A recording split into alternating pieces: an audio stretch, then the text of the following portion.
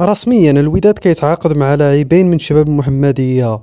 صراحة أيتمنى كيدير المزيان مع الوداد، كيعطيهم النجم ديالو اللي هو أسامة الزمراوي، واحد العشرة واعر ناضي طالع شي حاجة مهم، عنده كاليتي ناضية، طريقة باش كيكونترولي وباش كيراوغ لاعب صراحة ما شاء الله. وأيضا بوشتا، يوسف بوشتا لاعب عنده خبرة صراحة، مهم مزيان لفريق الوداد الرياضي.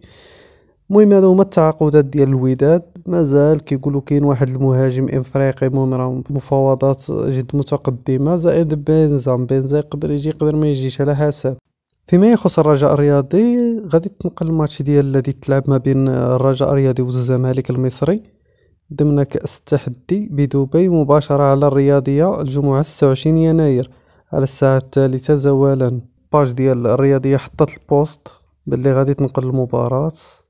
بخصوص الانتدابات ديال الرجاء، المهم كاين شي هضره كتقول بلي الرجاء ما غادي دير حتى شي انتداب من غير الا بودريقه رشقت له عاود وضغطوا عليه الجمهور قدر يجيب شي مهاجم. المهم هو الا اما قال لك اسيدي الدفاع عندنا لاعبين، في الدفاع عندنا المشخشخ وعندنا العراصي، ما نحتاجوش مدافع، حيت ما غاديش نبيعو خفيفي، ما بغاوش يبيعوه ولا يصيفطوه اعاره. قالك اسيدي مهم الدفاع عندنا.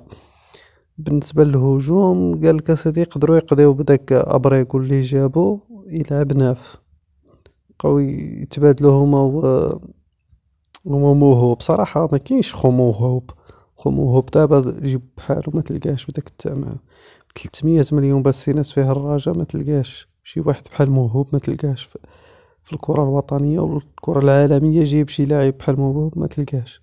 الاهلي ومصر وراها كتقلب على مهاجم ما لقاتوش، عيات بالملاير وجبت هذاك من دورتموند والو زرق.